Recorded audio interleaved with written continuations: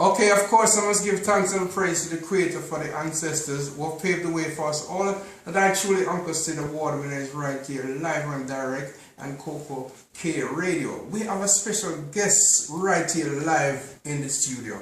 Her name is Peace, and she's going to tell you about our journey. It's so important that when somebody aspiring to become doing things like that, what she does. She's a great woman, and we have women are doing so many things in the world. We have to let you know about what they are doing, because if we don't, as the media, bring her to you, nobody is not going to know what she's doing, and it's so important that she's going to tell you a journey. So welcome, Peace, to Coco K Radio. Could you tell us your journey, please?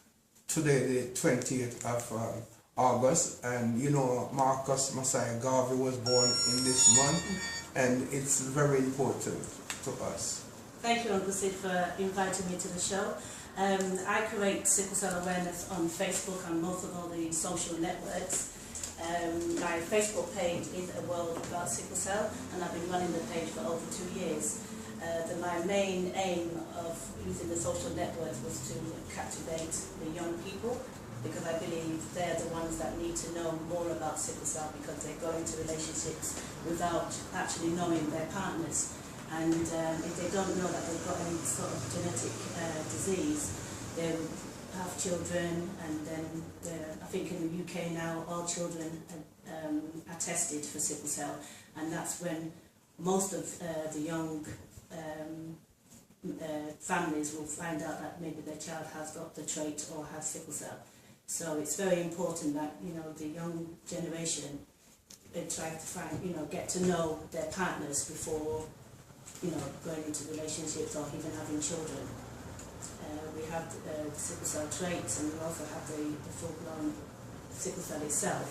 I mean, the trait is not as serious as the sickle cell disease, but a lot of people might say different, because some people still have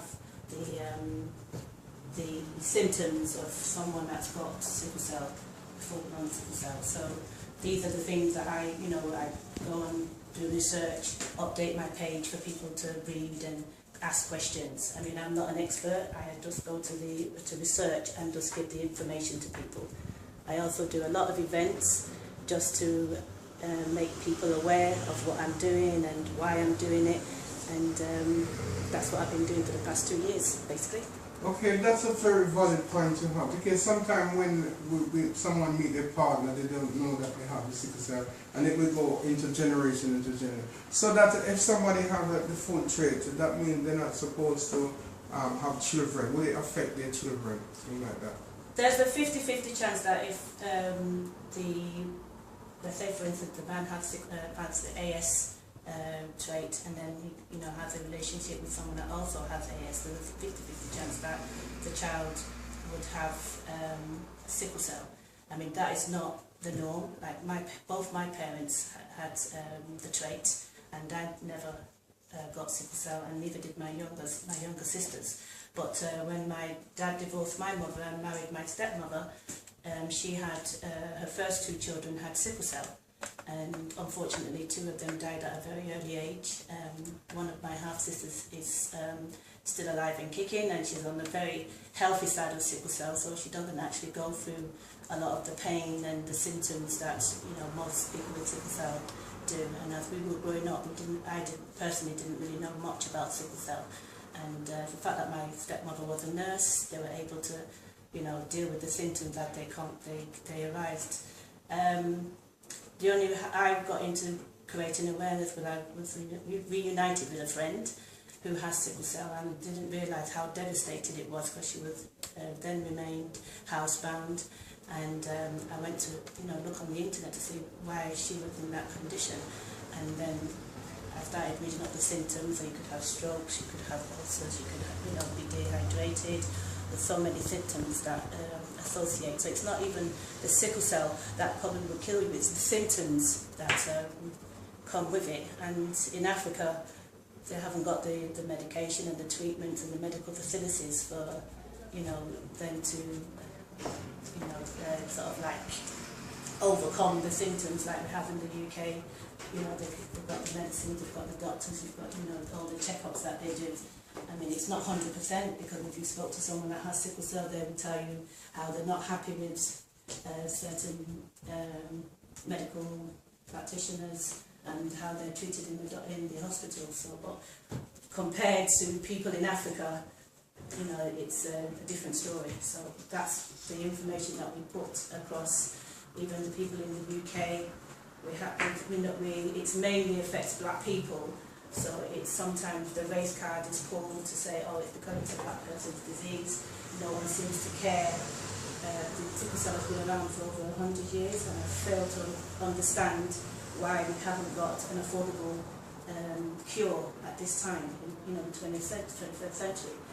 And a lot of people would say that they're doing research and certain things are coming out, but I personally believe that there is a cure out there, but due to it's not something that even most black people don't concern themselves about, so why should anybody else be fighting their cause? So that's why I tend to feel that the black people should come together and try and get involved in this in the cause. I mean, I know there's a lot of other diseases out there, but sickle cell is something that has been around for so long. It does mainly affect black people. We do know that white people get sickle cell, which quite a few people listening probably will be surprised about, but they do get it. But it's not, the numbers are quite small compared to, people from like Africa, descendants from the Caribbean. So we need to come together and do a lot more than what we're doing. Okay, you make some valid point about dehydration. That means anyone who diagnosed with that, they have to carry water with them? Yeah, they should always keep themselves hydrated. Even as in school, that's one of the things that the teachers would be made aware that the child shouldn't overexert themselves. They should keep their activities to a minimum. Keeping them warm during the winter. A lot of teachers are not aware how the effects of sickle cell can affect a child, and they tend to feel that the child is just being lazy or doesn't want to do their work, and most of the time they're ill, they're off from school. So it's to do with the teachers, the students, the friends, all need to rally around and support the person with sickle cell, because it can be a very lonely journey. Okay, so do they have to go for painkillers? Do they have to take painkillers for the pain? Once they get the crisis, the pain, I mean, I can't describe it.